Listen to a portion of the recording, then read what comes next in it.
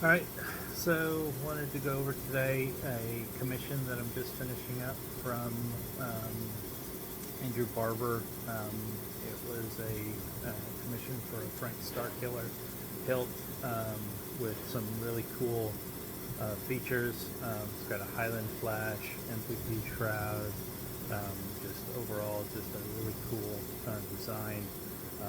Got a blending of everything, a little bit of thin neck action, tall control box, but it's got Phil Guinness switches, brass Phil Guinness switches on it. Scavenger's Foundry clamp as well, with a static actually glued in card. But overall, just an absolutely awesome hilt.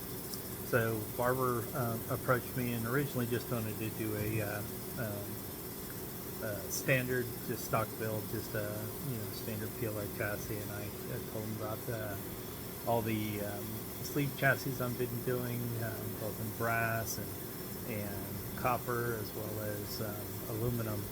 And one of the things we talked about is the ability to etch on titanium. We were talking about our dragons and how I'm just planning on doing that to my dragon when I get back. And I told him I had played with titanium on a chassis, and he gave me the go-ahead and do so on this particular build. So I got the chance to do something unique. So about this hilt, 18650, the chassis 18650 battery, pixel PCB is Shatterfoil props. It's got a removable chassis connector, the keyed 8 connector that they offer that I think is great because it allows for great alignment on all sides. You can key the chassis in.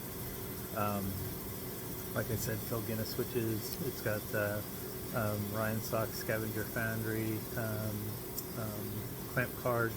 And then it's got a 28mm KR Sabers speaker, and it is CFX. Of course, it's Andrew Barber, CFX. So let's go over it. I'm going to go ahead and just crank it on so that you can see it. So, nice shine, piece of PCB. As you notice, I actually got it set up so all angles of this are viewing capable. So you can see it's got viewing of the pistol chamber in there from all sides, as well as even in these little windows you can see them. Additionally, I put the pixel accent here to give some light color similar to like the way the Legacy, Starfire Legacies work. So again, Andrew's going to probably do more changing on this stuff, but for now I just did default. So really cool. About the hilt, it breaks down into 1, 2, 3 sections overall, with the pommel being separate. I'll do these as independent releases. So the pommel coming off shows the start of the titanium chassis here. You can see the start of the titanium chassis covered.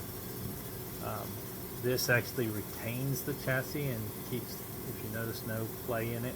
Retains the chassis and pushes into the actual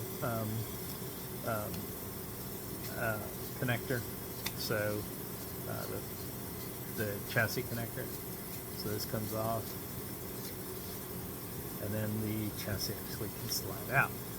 So I will set this off to the side and show, and then finally this can actually be removed as well. So putting it in, it's really up to you, Andrew, on which way you want to do it, but ultimately it can be done in multiple different stages. You can put it on here, then add on each piece. You can do various different things, but as you can see here, it's actually keyed. You see the key here.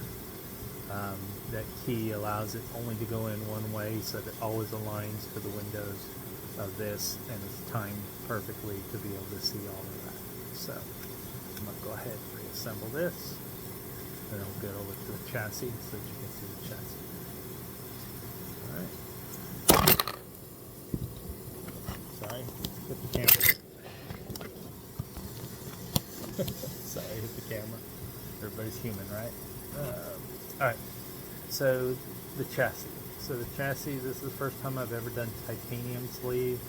Again, it's got the keyed chassis with you know, a 4-pin connector there, 4-pin connector there, and this one only has 3 pins for switches and 1 pin for the data for the pixel accent stuff on top. If you notice, it's got copper rods on the back, brass rods, 2 brass rods in the front. The copper ones have wire passage.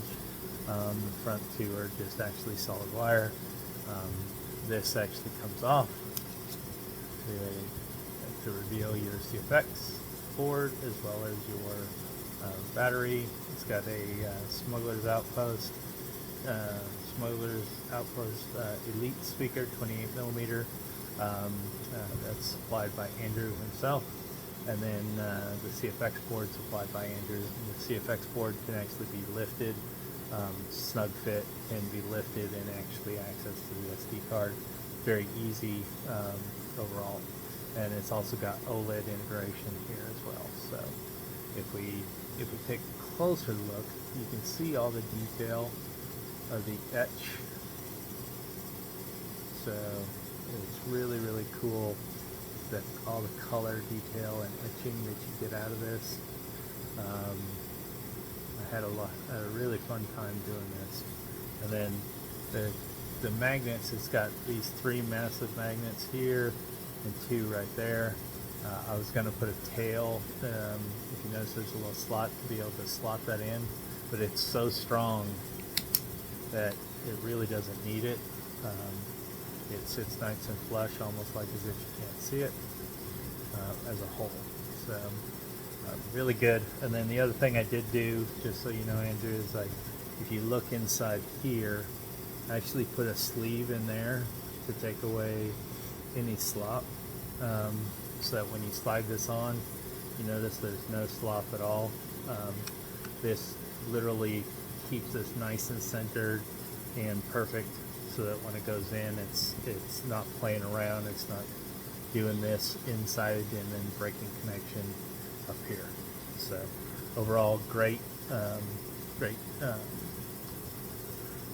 project that I'm wrapping up, and I'm excited for Andrew. The other thing is, one other thing is, again, if I turn this on, so here, if you take a look,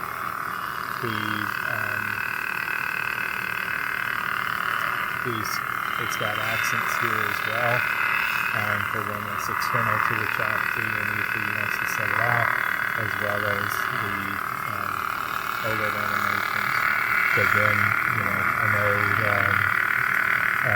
given its CFX, there's a lot of options for pixel animation, so probably you can play with it as you see fit. Overall, enjoyed the project. It was a great opportunity to stretch a little bit and do something unique. Thank you.